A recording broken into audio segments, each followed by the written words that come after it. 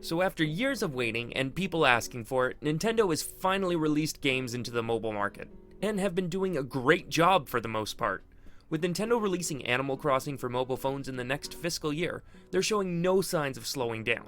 So with that being said, here's 10 games Nintendo needs to make for mobile devices. Now, this will only include franchises Nintendo has the rights to, and could feasibly be done, so full-fledged staples like Mario Kart and Zelda won't be on the list due to the controls being a little unrealistic. But with that out of the way, I'm your host 24Kevin here for 24Kevin. Let's get on with the list. Number 10, Brain Age. Who would have thought that a video game could be fun and educational? Take that, 90s news reporters! They could port over the daily tests and training quite easily, and even include microtransactions to retake the daily quizzes or take part in the training exercises as well. With multiple variations of the game throughout its history, you'd have enough games to freshen things up every so often, making the game feel like a new experience every couple of weeks. Considering that many people around the globe don't have a Nintendo device to play this game on, and it was a surprise hit on there, one has to imagine it would do just as well on the mobile market. Number 9, Final Fantasy Crystal Chronicles: My Life as King. This wonderful little WiiWare title is the sequel to the original GameCube game, Final Fantasy Crystal Chronicles. The game follows a young king and his quest to rebuild his lost kingdom through the magic of Architect. Problem is, in order to use Architect, the king must have Elementite. So creative, right? The only way to get more Elementite is by sending members of your village out on quests, which take a varying degree of time. And yes, Nintendo should keep this exact same formula.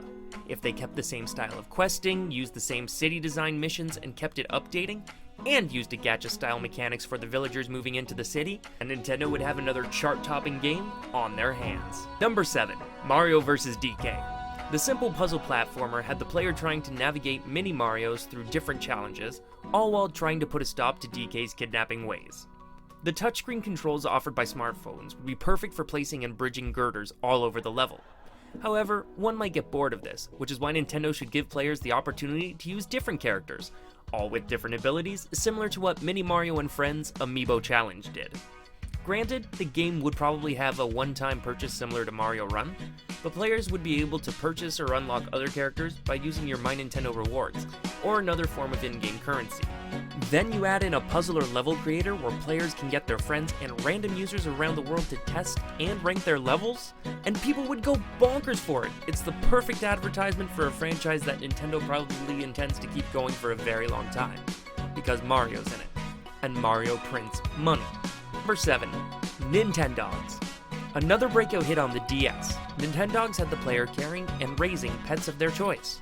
I could picture this being a freemium game where Nintendo would have you earn a certain amount of grooming points, and that would allow you to call another dog over to your house, and you would be able to decide whether or not you wanted them to stay. You could also use in-game currency to purchase extensions so that you could have more dogs stay in your place, and things of that nature. Nintendo could also maintain the grooming and competitions while implementing a high score system so that players could compete against each other.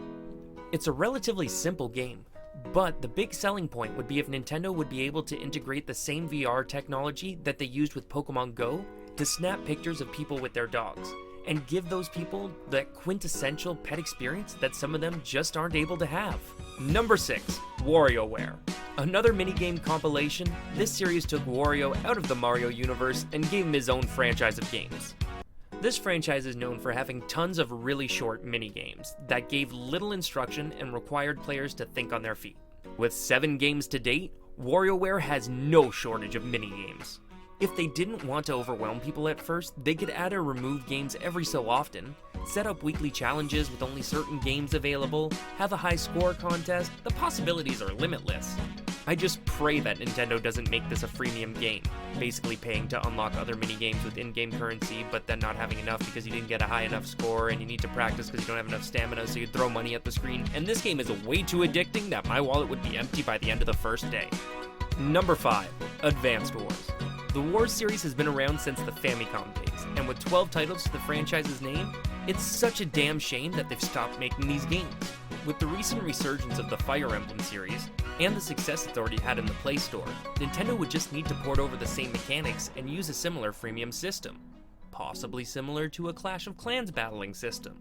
Nintendo could even implement a proper PvP system where you can set up your own base, and friends or foes could come in and attack, and vice versa.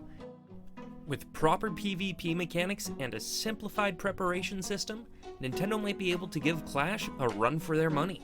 Number 4, Metroid Pinball. Will Nintendo ever bring a classic Metroid game to a mobile market? Probably not. But that's because of the precision required with the controller to actually play the game. But why not a spin-off? Not that one. Never that one. What about a classic like Metroid Pinball? A simple one-time purchase could grab you a single table, with scores unlocking more levels and daily missions helping you build up your coins to eventually buy more tables, or levels if you will. It honestly seems like the most logical way for Nintendo to get the most out of their rabid Metroid fanbase, while also tying them over until the next iteration of the series. Let's just hope they don't piss them off with this one this time. Number 3, Captain Toad Treasure Tracker. Super Mario Run is a nice game to have on phones, and Nintendo will probably continue to add levels to it or add a new version to the App Store eventually. Unfortunately, it doesn't look like Nintendo will be bringing a full-fledged Mario game to market anytime soon, but I think Captain Toad would be the perfect game for mobile markets. With the condensed level design and inventive puzzles, it seems like the perfect downgrade of the 3D port. If they want to make it even simpler for users, they could give you a certain amount of directions to arrange in the order that you can activate when you see fit by tapping the screen. Add in Hidden Luigi's, the 3 stars a level, and all the charm that the original had, and you'll have a fan-favorite game for sure. Just don't charge $10 for it this time, okay? They'll probably end a lot better. Number 2, Kirby Tilt and Tumble. With most phones having a built-in accelerometer, this game seems like a no-brainer to put on phones. In this, the player controls Kirby as he literally tumbles through the course while the player would tilt the phone to move Kirby in the desired direction. I imagine it would be similar to Mario Run, where it would be a one-time purchase with X amount of levels available. But a huge selling point would be if Nintendo could include the mini-games that were in Kirby Superstar. If they included Kirby Samurai, Megaton Punch, and maybe a downgraded gourmet race that handled similar to Super Mario Run, with high scores for each resetting every week or month, then players in Nintendo would all get huge value out of everyone's favorite pink puffball. And the number 1 game that Nintendo should make for mobile devices is Mega Man Battle Network. Yes, I know Mega Man has appeared on other platforms, but the Battle Network games are exclusive to Nintendo, and I'm just gonna say it. If this app made my phone look like a PET, I wouldn't be able to throw my money at Nintendo fast enough. You would start with a basic Navi, and yes, mine would be named Mega Man, with a basic buster, and then customize it with parts you've won facing friends, NPCs, or visiting the shop. You would also have to use chips, earned through the aforementioned methods, to craft a deck and to do battle. With multiple revenue streams and the brand awareness that comes with Mega Man, Nintendo would be swimming in cash like Scrooge McDuck. And that's my list. Did I miss anything? What do you guys think would be a great mobile game from Nintendo? Leave a comment down below, and don't forget to subscribe. It's greatly appreciated. For everyone here at 24KevNintendo, I'm your host, 24Kevin. I gotta go though. My stamina just replenished in Fire Emblem. See you guys later. Thanks for watching. Bye!